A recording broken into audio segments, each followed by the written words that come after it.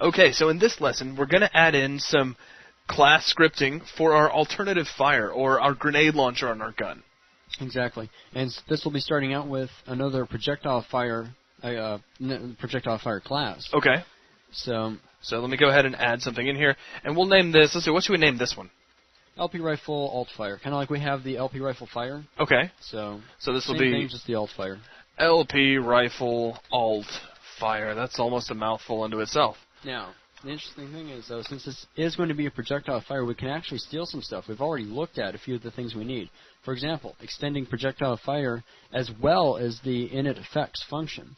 That's going to be the same type of stuff we're going to be doing here. Okay. So let's go ahead and put this in. Put the class definition in. So this is going to be the LP rifle alt fire, which extends projectile fire.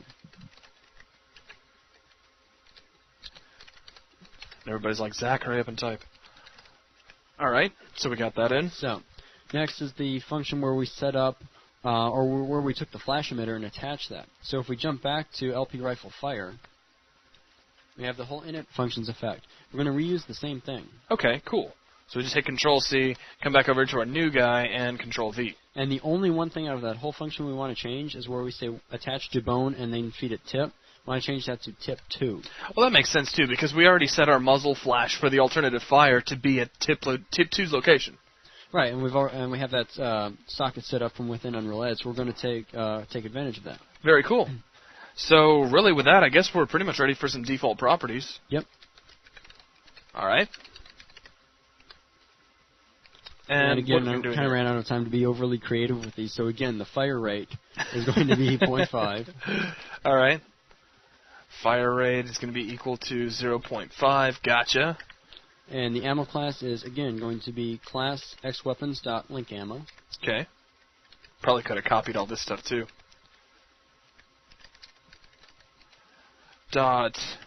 .link ammo. Okay. And the ammo per fire, let's use the cheat /debug ammo system now of using -1 per fire. So Cheater.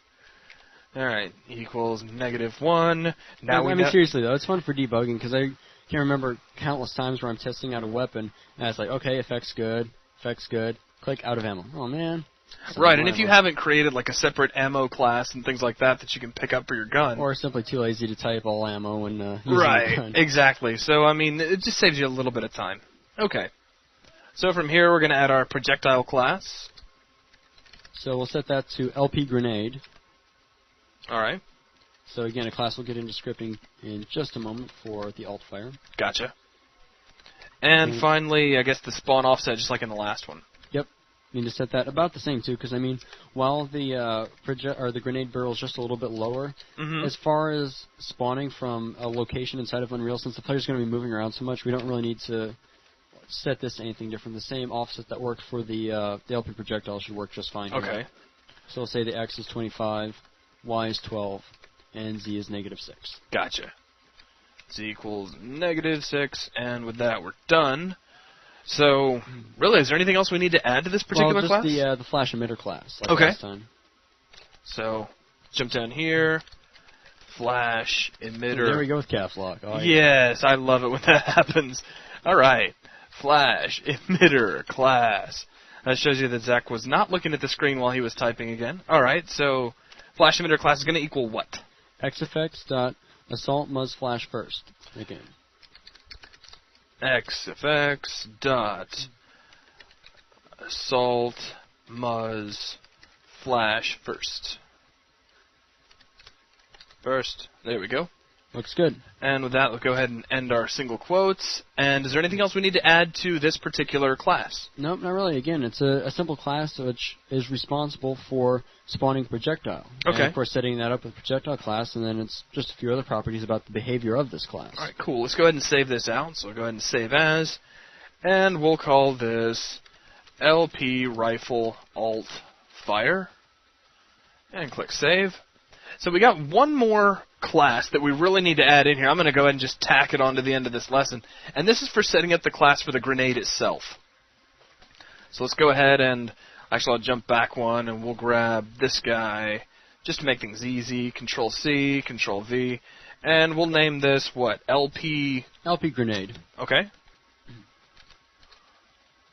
Grenade. Gotcha. And as the name suggests, we're going to modify a grenade for this class. So basically it'll be class LPGrenade extends grenade. Gotcha. Okay, so this is using the same class. Doesn't the assault rifle use the same grenade? Yep. Except that we're going to change some of the functionality so that it's visibly different. Okay, cool. And the actual function we're going to change is the simulated function tick. Basically, what's being called even, actually a lot lower than per second. This is basically each cycle of the game running, if you want to think of it like that. Okay. And it takes in a float, DT. Gotcha. So let's block this out.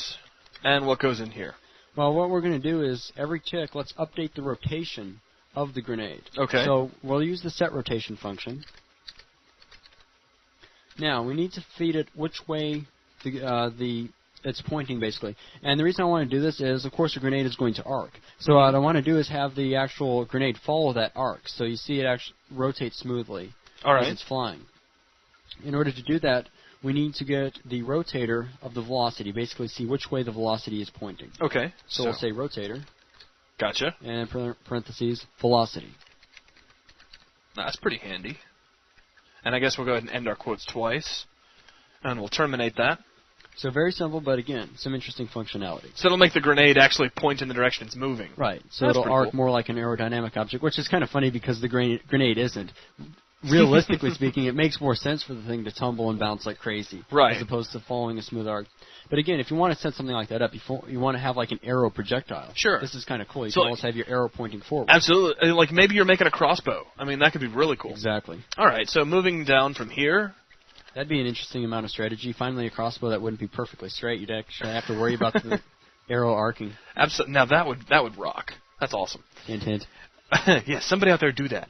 Okay, so let's put in some default properties. Caps lock. I was looking up that time, I promise. Well. Alright, so what do we want to tweak for the grenade in default properties? I don't know. You tell me.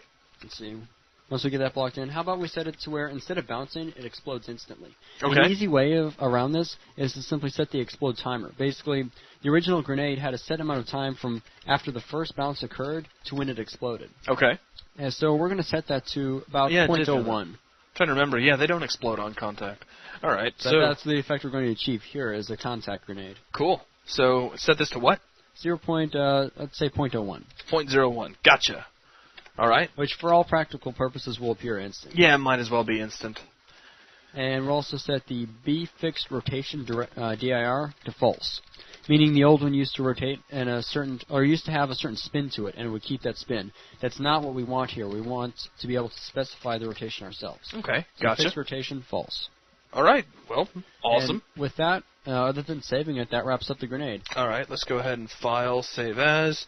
Again, naming it the same thing that the class itself is named, so this will be LP Grenade. Looks pretty good, so we'll go ahead and click save.